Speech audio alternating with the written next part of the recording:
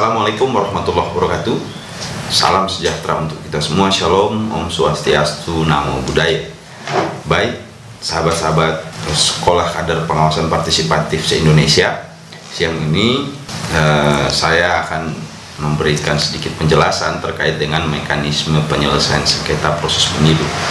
Tugas ini diberikan oleh teman-teman saya di Divisi Sengketa se-Indonesia yang timnya terdiri dari 7 orang, dan kemudian saya mendapatkan bagian untuk dapat menjelaskan terkait dengan mekanisme sengketa proses pemilu.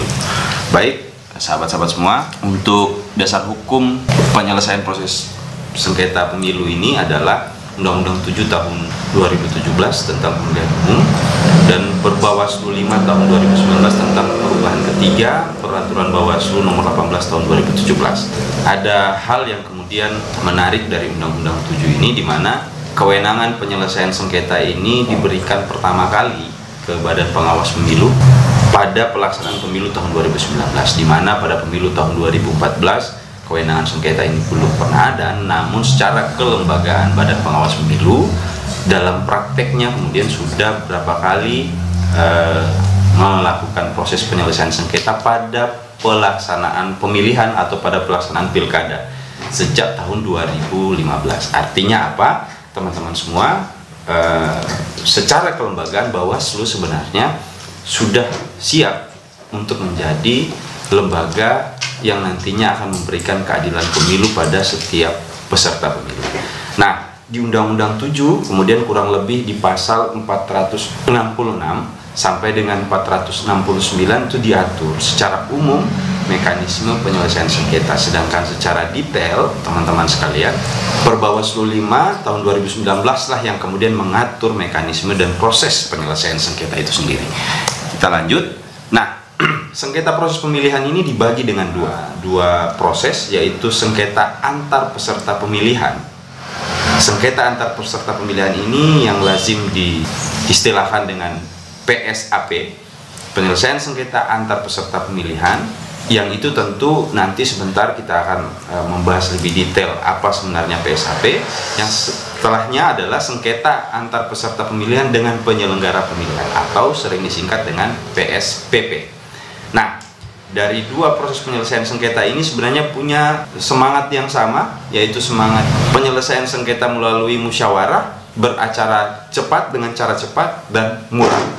Nah, sehingga nanti semangat musyawarah ini dan semangat acara cepat, murah, tidak berbiaya mahal ini kemudian seperti apa diatur dalam Perbawaslu 5 tahun 2019, nanti kemudian kita akan bahas detail di bawahnya.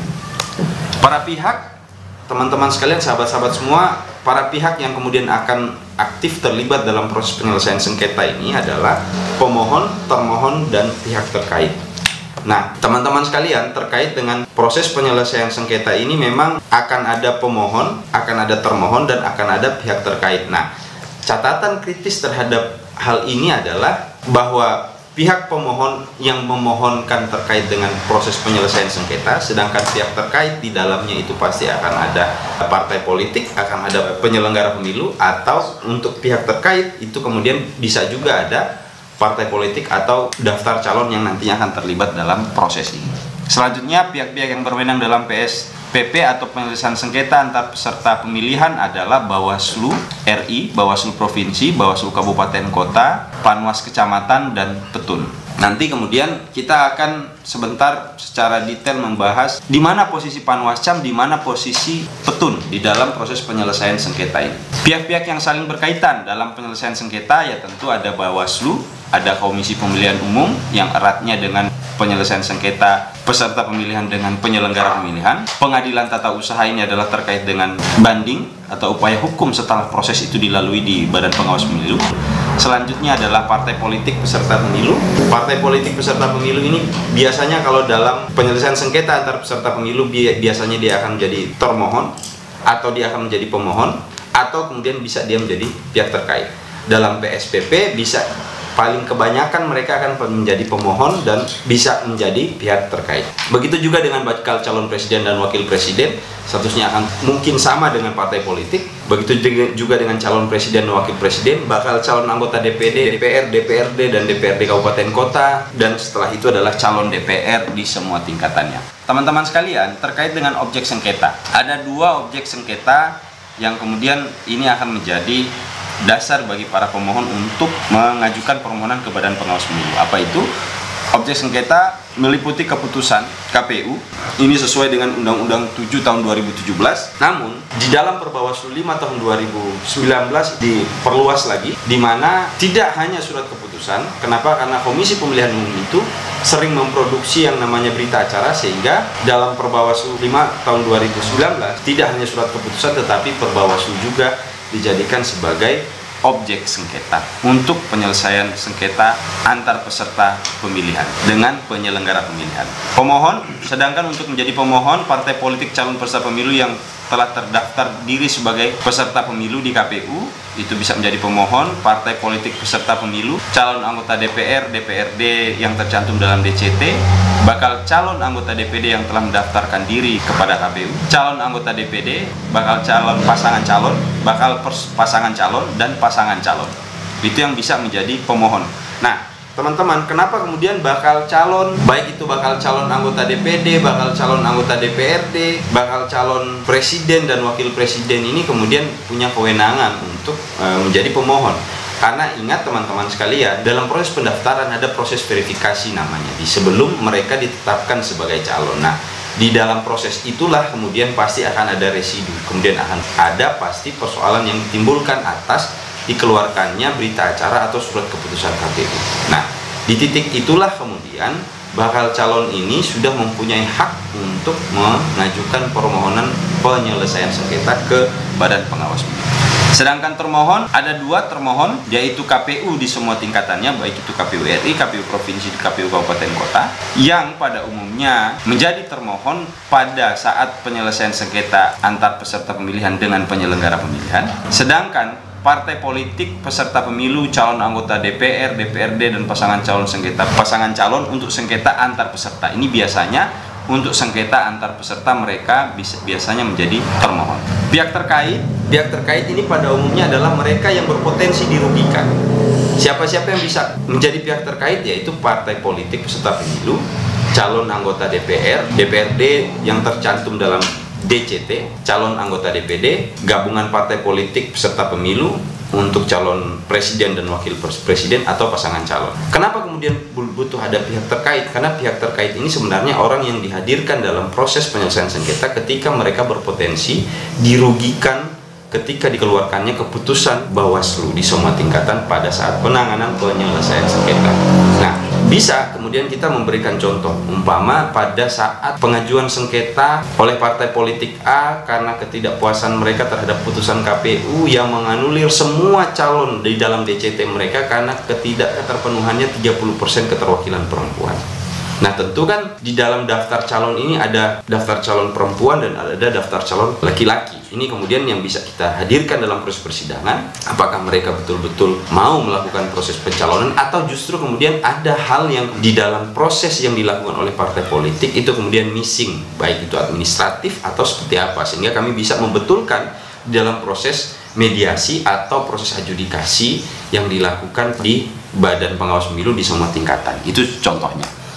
Jangka waktu penyelesaian sengketa ini yang kemudian harus menjadi catatan bagi kami penyelenggara pemilu, dalam ini Badan Pengawas Pemilu. 12 hari sejak perkara sengketa ini diregistrasi itu adalah waktu yang harus kami maksimalkan untuk menyelesaikan perkara ini. 12 hari itu adalah bukan 12 hari kalender, tetapi 12 hari itu adalah 12 hari kerja. Nah, 12 hari kerja ini kan berarti kami harus memanfaatkan hari libur. Ketika umpama terregistrasi hari Jumat, maka sejak hari Sabtu terhitung 12 hari sampai dengan selesai 12 hari. Nah, di dalam proses itu kemudian tidak hanya mengajudikasi, tetapi di dalam juga ada proses mediasi. 12 hari ya. Alur penyelesaian sengketa pemilu, penyelesaian sengketa antar peserta pemilu dengan penyelenggara pemilu. Ada pemohon setelah itu bisa mengajukan dalam dua bentuk, yaitu bentuk permohonan langsung, datang ke kantor Badan Pengawas Pemilu di semua tingkatan, atau diajukan secara online dengan aplikasi atau sistem yang sudah dibangun dan di-launching oleh Bawaslu, yaitu SIPS, Sistem Informasi Penyelesaian Sengketa. Setelah itu akan ada pemeriksaan secara manual. Setelah itu petugas kami akan menyatakan bahwa lengkap atau tidak lengkap. Ketika dinyatakan lengkap, maka proses akan berlanjut. Ketika tidak lengkap, maka Badan Pengawas Pemilu atau petugas kami akan lagi memberikan kesempatan kepada pemohon kurang lebih 3 hari untuk melakukan perbaikan atas dokumen yang diserahkan kepada kami secara fisik. Setelah itu ketika dinyatakan lengkap, maka akan ada proses penyelesaian sengketa yang diawali. Setelah kita akan melakukan registrasi, setelah permohonan diregistrasi, kita akan diawali dengan mediasi. Kemudian setelah mediasi kita akan masuk ke adjudikasi. Itu kira-kira alur secara umum. Nah, di dalam mediasi ini tentu kami akan menghadirkan para pihak dan sudah terhitung 12 hari kerja sampai dengan saat adjudikasi dan akan dikeluarkannya keputusan. Nah, kalau ketika di mediasi sudah ada kata kesepakatan dalam mediasi, maka tidak akan lanjut lagi pada proses adjudikasi. Tetapi ketika dalam proses mediasi yang kurang lebih akan memakan waktu 3 hari, itu tidak akan ada kata sepakat dari para pihak pemohon maupun termohon, maka akan lanjut ke proses adjudikasi. Setelah itu akan ada pembacaan permohonan, jawaban termohon. Setelah itu kemudian akan ada pemeriksaan alat bukti, pengesahan alat bukti. Setelah itu akan ada kesimpulan para pihak. Setelah kesimpulan para pihak, maka akan ada keputusan yang akan diambil oleh majelis. Setelah itu teman-teman, setelah semua mendapatkan putusan, maka akan ada yang disebut dengan upaya hukum setelah putusan. Ada 2 bentuk upaya hukum yang perlu kita catat bersama. Putusan Bawaslu Provinsi atau Bawaslu Kabupaten Kota bisa ada upaya hukum koreksi ke Bawaslu Republik Indonesia. Ketika itu sudah ada, maka bisa juga banding ke Pengadilan Tata Usaha Negara. Tetapi, ada tetapinya teman-teman sahabat-sahabat SKPP semua, bahwa hanya terkait dengan 3 hal. Yang pertama adalah verifikasi partai politik peserta pemilu, yang itu berlakunya atau berlangsungnya di KPU Republik Indonesia, yang tentu proses permohonan sengketanya ada di Badan Pengawas Pemilu Republik Indonesia. Yang kedua adalah penetapan daftar calon tetap. Ingat, penetapan daftar calon tetap. Sebelum DCT ada DCS. Nah, DCS ini belum bisa dilakukan upaya banding ke PT TUN. Penetapan daftar calon tetap di semua tingkatan pemilihan, apa itu DPR, DPD, DPRD Provinsi, dan DPRD Kabupaten Kota. Yang ketiga adalah penetapan pasangan calon. Penetapan pasangan calon apa dalam pemilu serentak tahun 2019, yaitu penetapan pasangan calon presiden dan wakil presiden.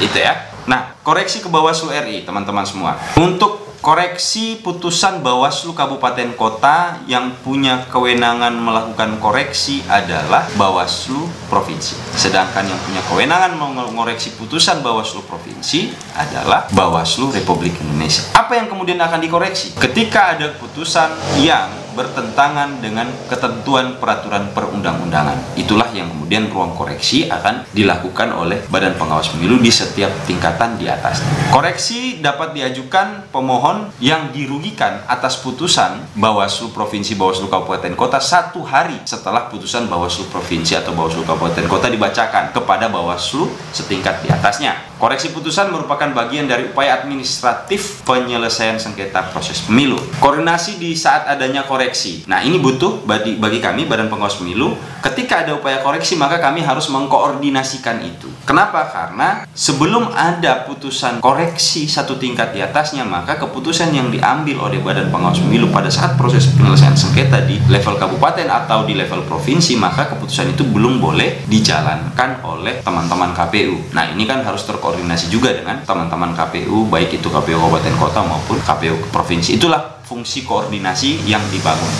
Selanjutnya adalah jangka waktu koreksi. Bawaslu menerbitkan hasil koreksi paling lama 2 hari sejak permohonan koreksi terhadap putusan Bawaslu Provinsi atau Bawaslu Kabupaten Kota diserahkan. Ya, permohonan koreksi itu diajukan kepada Badan Pengawas Pemilu Republik Indonesia. Hasil koreksi menolak permohonan koreksi oleh pemohon atau menerima koreksi pemohon. Itu kurang lebih putusannya. Kalau menolak berarti tidak akan ada putusan lain, akan terus menjalankan putusan yang sudah dilakukan oleh Bawaslu di bawahnya. Setelah itu menerima permohonan koreksi pemohon, berarti akan ada perubahan terhadap putusan-putusan yang akan diambil oleh Badan Pengawas Pemilu. Tindak lanjut koreksi setelah itu kemudian paling lama 1 hari sejak dikoreksi diterima oleh Bawaslu Provinsi dan Bawaslu Kabupaten Kota. Setelah itu menyampaikan kepada para pihak terkait dengan hasil koreksi tersebut. Nah, selanjutnya teman-teman sekalian, banding ke PT UN. Terkait dengan banding ke PT UN ini adalah hanya terkait dengan 3 poin yang sudah sebutkan tadi di atas, terkait dengan verifikasi partai politik peserta pemilu, penetapan DCT, dan penetapan pasangan calon.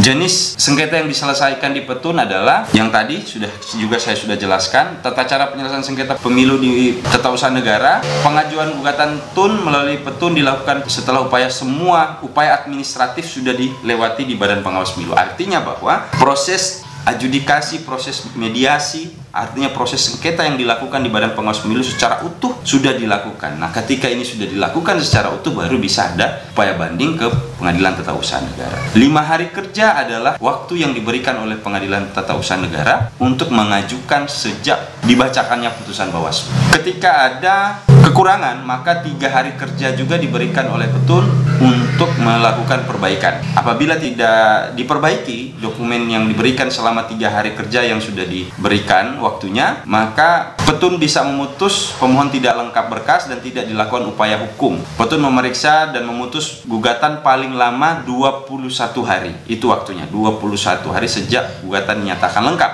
Putusan Petun bersifat final dan mengikat serta tidak dapat dilakukan upaya hukum lainnya. Majelis khusus, jadi kemudian Pengadilan Tata Usaha Negara akan membentuk majelis khusus terkait dengan penyelesaian sengketa pemilu ini atau upaya banding yang kemudian punya syarat-syarat yang spesifik di Pengadilan Tata Usaha Negara terkait dengan majelis khusus ini.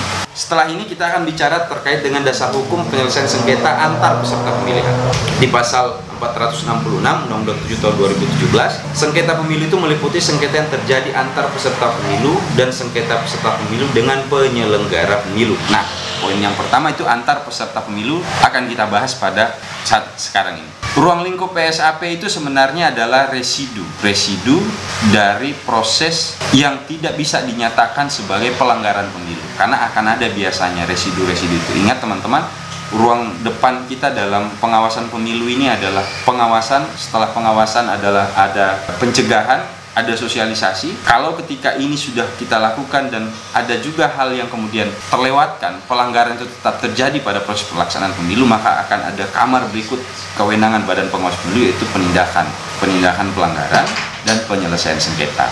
Nah, penindakan pelanggaran ini tidak semua apa yang terjadi di lapangan dalam pelaksanaan pemilu ini adalah pelanggaran, ada juga yang sifatnya sengketa atau perselisihan pemahaman antar peserta pemilu dan dengan penyelenggara pemilu atau peserta pemilu dengan sesama peserta pemilu. Pada umumnya terjadi pada tahapan kampanye untuk proses ini, PSAP ini atau penyelesaian sengketa antar peserta pemilu. Yang kedua adalah semangatnya tetap seperti yang saya sudah sebutkan di atas, yaitu semangat dengan acara cepat, penyelesaiannya dengan metode cepat. Objek dari penyelesaian sengketa antar peserta pemilu adalah perbedaan penafsiran dan pengakuan yang berbeda atau penolakan penghindaran antar peserta pemilu. Nah, ini kan objeknya sangat luas. Orang kan bisa mempersepsikan sesuatu atau kemudian si partai A dia melanggar, padahal menurut si partai A bahwa kemudian yang dia lakukan hari ini adalah sesuatu yang tidak melanggar, atau pengakuan yang berbeda atau penolakan penghindaran. Ini sangat, perspektifnya sangat luas sekali. Subjek PSAP ada partai politik, ada perseorangan untuk DPD, ada pasangan calon untuk presiden dan tim kampanye. Merekalah ini akan menjadi subjek. Pemohon PSAP, pelaksana kampanye, DPR semua tingkatannya, pasangan calon yang telah terdaftar di KPU Provinsi untuk calon presiden, untuk pasangan calon ya. Ada problem sebenarnya terkait dengan administratif pelaksana kampanye. Nah, kadang-kadang partai politik peserta pemilu atau calon anggota DPR, DPRD, dan DPD ini tidak mau mendaftarkan tim kampanyenya ke KPU. Pada ketika ada problem, dasar kita adalah tim kampanye yang didaftarkan ke KPU, sehingga butuh ini disampaikan kepada partai politik bahwa setiap proses yang akan dilakukan pada saat pelaksanaan kampanye, pelaksana kampanye, tim kampanye, dan hal-hal yang sifatnya administratif yang itu kemudian wajib diberikan kepada Komisi Pemilihan Umum, harusnya itu didaftarkan kepada KPU. Agar kenapa teman-teman semua, sahabat-sahabat SKPP, biar secara administratif ketika ada persoalan terkait dengan penyelesaian sengketa antar peserta pemilu, administrasinya akan terpenuhi. Nah, kalau tidak, ini akan menjadi problem. Di mana penyelenggara pemilu akan berdasar hal-hal yang sifatnya administratif kalau seandainya partai politik atau tim kampanye ini tidak terdaftar dan secara tertib didaftarkan ke KPU. Syarat penyelesaian sengketa acara cepat, ada peristiwa yang bersifat mendesak, berlangsung pada tahapan yang singkat, diselesaikan di tempat kejadian pada hari yang sama, hasil kesepakatan tidak boleh bertentangan dengan undang-undang. Dalam hal tidak ada kesepakatan, pengawas pemilihan membuat putusan, berarti ada hak dari pengawas pemilihan untuk memutus setiap persoalan ketika dalam proses mediasi tidak ada kata sepakat. Putusan pengawas pemilihan mempertimbangkan bukti dan fakta musyawarah setelah berkonsultasi dengan Bawaslu setingkat di atasnya. Nah, saya butuh menjelaskan sedikit terkait dengan syarat penyelesaian sengketa acara cepat. Kenapa kemudian berlangsung di tahapan yang singkat? Kenapa diselesaikan pada saat kejadian pada hari yang sama? Karena memang ada banyak residu yang terjadi pada saat pelaksanaan kampanye. Contoh, saya memberikan contoh ketika pemasangan alat peraga kampanye. KPU hanya menetapkan zona pemasangan alat peraga kampanye. Ketika zona sudah ditetapkan, maka partai politik akan memasang alat peraga kampanye berupa spanduk, baliho, dan lain sebagainya di zona itu. Setelah di zona itu sudah terpasang, biasanya ada partai yang memasang APK duluan, ada partai yang datang memasang belakangan. Nah, ketika pada kejadian pemasangan teman-teman partai politik yang memasang belakangan, pasti sudah akan menutupi alat peraga kampanye dari partai-partai politik yang sudah duluan memasang alat peraga kampanye di titik itu, ketika zona pemasangannya sangat sempit. Dan branding dari partai politik yang lain akhirnya merasa dirugikan. Maka disitulah kita bisa melakukan mediasi. Di Sulawesi Utara sebenarnya ini sudah pernah dilakukan oleh pengawas pemilihan kecamatan kami di Minahasa, khususnya di Kabupaten Minahasa. Tetapi sayangnya kemarin kita belum bisa mencatat secara detail proses yang dilakukan oleh teman-teman Panwascam, di mana ketika ada pemasangan alat peraga kampanye, ada partai politik yang sudah memasang duluan, ada partai politik datang setelah itu, akhirnya semerautlah posisi zona pemasangan alat peraga kampanye. Tiba-tiba hampir terjadi perkelahian di titik itu, di tempat pemasangan APK itu, dan kebetulan Panwascam kami hadir dan Panwascam kami langsung menengahi proses itu, memusyawarahi mereka atau memfasilitasi mereka untuk bermusyawarah, dan ada titik sepakat untuk memindah sama-sama alat peraga kampanye sudah terpasang dan dipasang secara baik dan secara tertib. Nah, itu salah satu contoh kenapa berlangsung di tempat yang singkat, diselesaikan pada tempat kejadian pada hari yang sama. Selanjutnya adalah PSAP terjadi berdasarkan ketika ada permohonan dari peserta pemilu. Yang kedua adalah pertimbangan Bawaslu Provinsi atau Bawaslu Kabupaten Kota atau Panwas Kecamatan terhadap peristiwa tempat kejadian. Catatannya, kenapa harus ada Panwascam? Ini yang saya sudah sebutkan tadi di awal. Kenapa ada Panwascam? Dalam Undang-Undang 7 memang Panwascam itu tidak punya kewenangan penyelesaian sengketa. Tetapi dalam proses penyelesaian sengketa antar peserta pemilihan ini, Panwascam bisa mendapatkan mandat dari Badan Pengawas Pemilihan di level kabupaten untuk menyelesaikan sengketa antar peserta pemilihan. Saya sedikit menjelaskan terkait kenapa harus Panwascam.